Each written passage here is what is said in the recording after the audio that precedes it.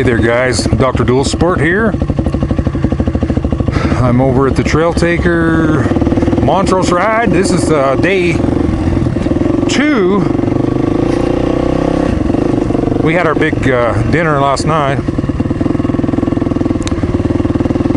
It's actually our 3rd day of riding. We came over a day early. I'm riding with James today. My son James, he's just ahead of me. He's on the CRF 230. And then I'm also riding with Chuck. He has a YouTube channel, CJR Moto. Check him out.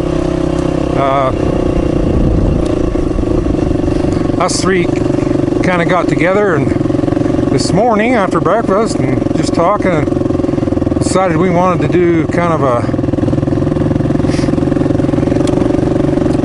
an enjoyable mountain scenic 2-track primitive road type ride, you know. So then also, like, James had a phone call, he had to make at 10, so we scheduled to leave about 10:30. The other guys all paired up into several different groups and headed out. So here we are. We're just I guess straight east, directly east of Montrose.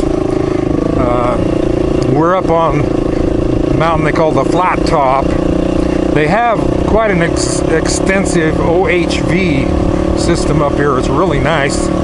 It's mapped out, and like the people in the community are, you know, OHV and motorcycle friendly. So great place to go. There's just countless miles and miles and miles of roads and places to see.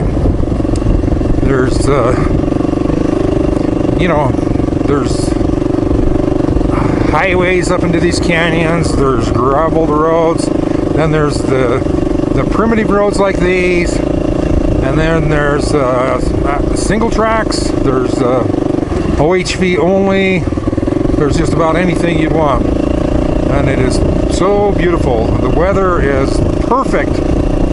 It's you know, it might max out at, I don't know if we'll hit 75 degrees, or I think that'll be it, you know. Just a pleasure to ride in. Anyway, it's the Trail Taker event is great. A lot of great people here. There were I think over 40 people at the dinner last night, maybe 45 at the dinner last night. They had a lot of nice prizes. Let's see if I can remember. I guess I can talk and drive at the right time, at the same time, maybe not. Anyway, we're just getting up onto the mountain here where it's nice and cool. We are enjoying it. Another bit of news. This will be the last day of riding for James and I. We're gonna head out tomorrow. Head back over towards Utah. We're northern Utah. We're gonna meet up with my other son, Chris, and then we're tomorrow afternoon we're gonna venture north, head up to see the eclipse. We're going to head for Rexburg, Idaho, so we'll be right in the center line of the eclipse. Get up there so we can see that 2 minute and 40 seconds worth of eclipse. We were visiting over breakfast this morning. One of the fellows was saying that he was headed for it was John from down to Los Alamos. He and his wife, they're heading up to Casper and to watch it.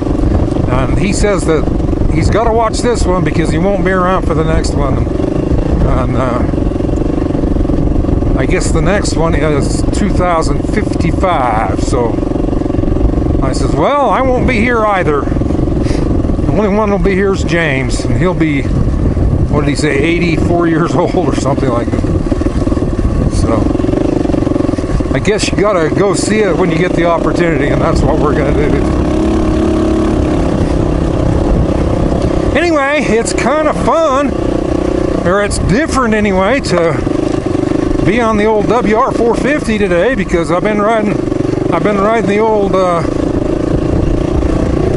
KLR for 2 or 3 days, and it's a whole different style of riding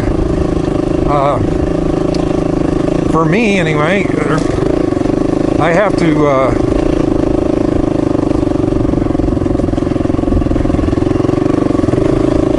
to be more careful riding the KLR. I have to pick my lines, and I have less margin for error because I just basically I have more weight, and plus, you know, I'm kind of an old fart. I'm not as agile as a young 20-year-old whippersnapper, so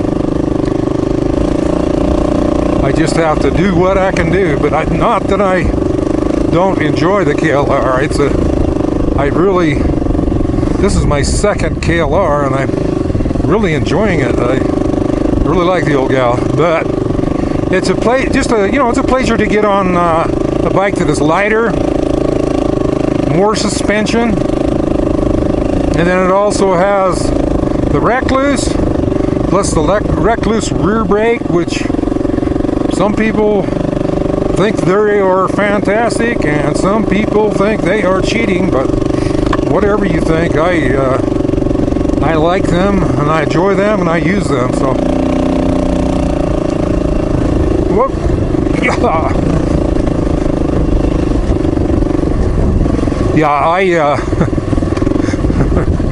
The other night we were riding up above this area.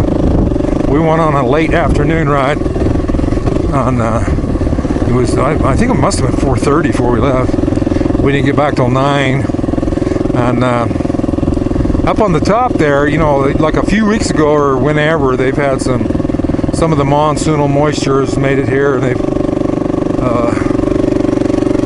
filled the mud puddles with mud, and some of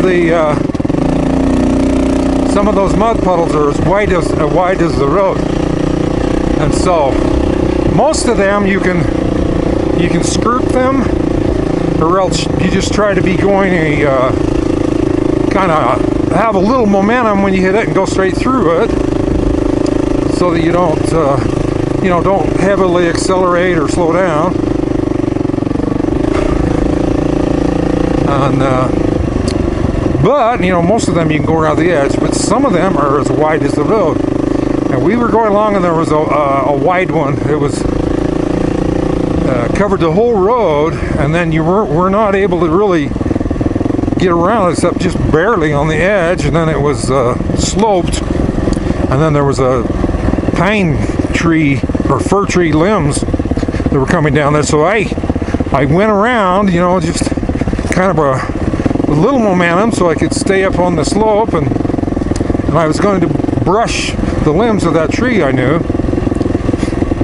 Anyway, I got just halfway past the mud bog, and there was a log like that there laying on the ground coming back towards me, and it stabbed me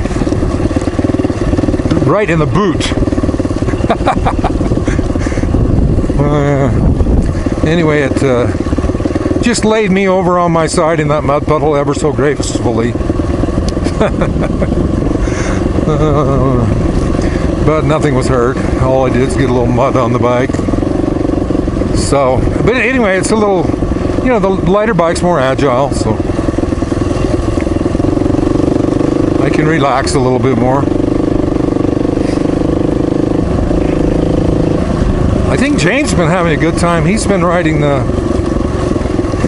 he was riding the WR450 yesterday, and then today he went back on the CRF 230, and that's just a great little bike. That little thing will just tractor up anything, you know. It's comfortable to ride.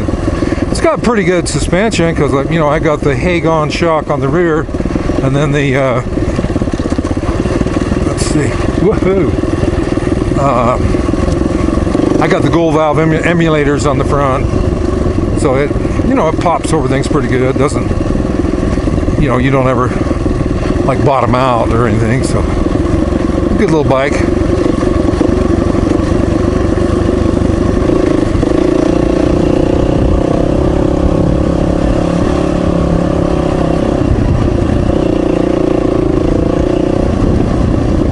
Anyway, we're going to try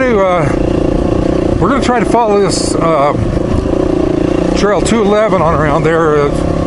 It's quite a ways. It may be like there's old Chuck there.